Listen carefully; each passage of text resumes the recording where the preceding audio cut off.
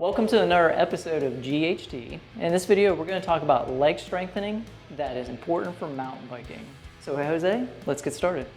First, we need to strengthen your quads, your glutes, and your calves, but you need that mobility first. So, hip mobility and ankle mobility. You need 110 degrees of hip flexion without feeling a jam in your hip. And what else? Yeah, when it comes to your ankle, because you're spinning around on that pedal, you got to make sure that you get your knee over your toes. But when we're assessing mobility, you need to listen to your body. So as Jose was demonstrating, if you have hip flexion that is above 90 degrees and then you pull your leg up, you need to make sure that you don't have any pain in the front of your hip. That indicates that perhaps there's some joint tightness. And then with the ankle. Yeah, so as soon as I did that, my ankle was kind of cranky. So your ankle, you need to be able to bend forward like that because you're gonna be seated on the bike, going a couple different directions, and I'm feeling a little bit of a pinch. So you know what? Let's just get started. Let's show these people how to mob. Yeah, so in order to mobilize, all you need is basically a nice thick band like so, and attach it to a squat rack or something at least that's stable. You wanna find these two little bones right here. Make sure the band is below that. And you put some nice tension on there, drop down, and you're mobbing. 3 directions all over the place. Make sure that feels nice and clean there. Boom. Exactly, and then Jose, when you're typically doing this, how long are you usually doing it? Do it for about a minute or so. You can go for 2 minutes if you want, but just know and listen to your body. If it feels better after a minute, you're pretty much good. Exactly, yeah, typically for me, I know I have to hang in there for at least 2 minutes just because I'm just plain stiff. Now, when it comes to the hip mobility, it's very similar. In this case, you want to lay down on your back, place that band as close as possible to your hip joint, make sure you brace yourself, and then pull up towards your chest, just to the point where you may feel a little bit of the symptoms, but you want to go in multiple planes or multiple directions.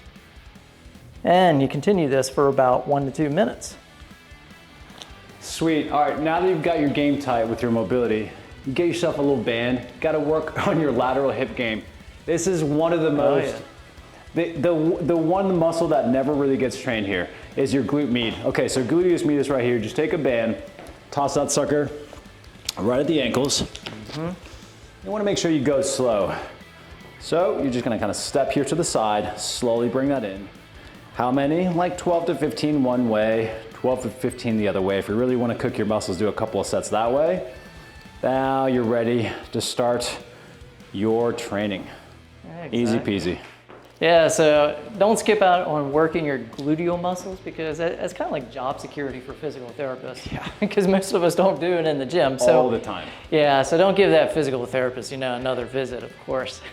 Now, when doing that exercise, one little tip that I've learned, Jose, just through personal experimenting, is that I like to, as I push off on that one foot, I like to really try to drive that into the floor because that lateral motion and a little bit external rotation really engages my gluteus medius muscle. Oh yeah, so, for sure. Yeah. Some burn. Oh yeah. Yeah, if it's not burning, why am I doing it? So now our hips are awake.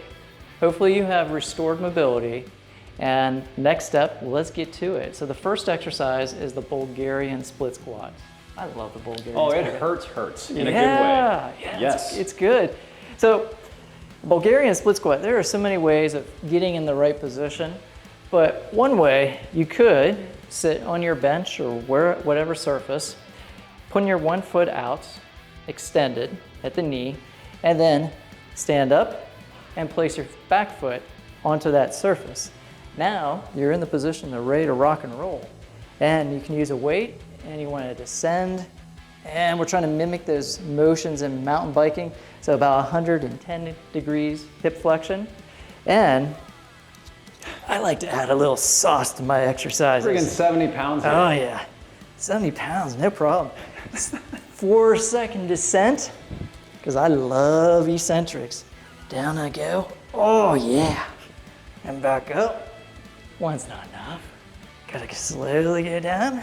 Don't challenge Steve with workouts. And back up. I love those. I have to say, they're probably one of my favorite exercises. Well, after you're done about 3 sets of 10, 12 range.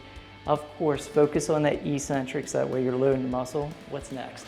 Next, you gotta get those quads. Super important. Honestly, I'm trying to up my quad game. You have a decline board here, okay? It's a pistol squat. For a pistol squat, you just wanna get over here, nice and careful. Does take a little bit of balance, but you've got this. Then you're gonna go into a bit of a hip hinge. You wanna slowly descend about 4 seconds or so. And you wanna build yourself up, 6 to 8 reps to begin with, but if you can crank out 10 to 12 eventually, a couple of sets of that, you're good to go. So, prop one foot down here, up, you go down in a slice controlled manner. You can go down if you want. Come right back up with power and slow and controlled. Check it out. You can even smile while you're doing this. Oh, it feels so good, it hurts. There you go, boom. And you can add some weight if you want to, but I personally like to go with body weight because with single leg, this is pretty gnarly. Like that. Oh yeah. That's an awesome exercise. You're getting a little bit of that stability or basically balance. You're hitting those motions that you're simulating in mountain biking. You could be a go-getter and be like Jose and pretty much sit on your foot. Or you can go down where your hip is about, again, at 110 degrees.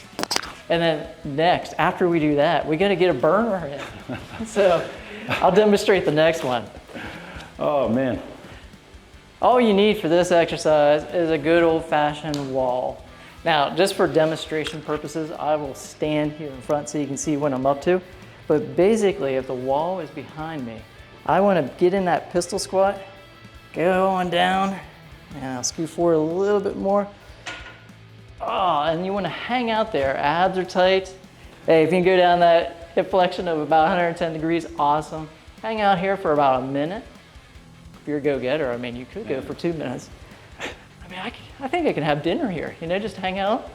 You're just showing off. So that's a great way to finish it off, you know, good isometric. And then after you're done with that, what's next, Jose? Well, I threw on Steve's cool rucksack over here. How much we got in here, like 50 pounds or something like that? Something like that. Wanna work the calves. So you can get something like this, could be a step, but we're gonna do some heel raises. And not just regular heel raises, we're just gonna go up and down. You wanna get a nice deep stretch at the bottom, and then you want to kind of explode up with power. The gastroc, those muscles are explosive. The soleus underneath there is a little bit more for endurance, but you want to kind of go up and slowly go down. I go about 20 reps or so, toes pointing forward. Then I go ahead and do toes in, about 20 reps of that, like that.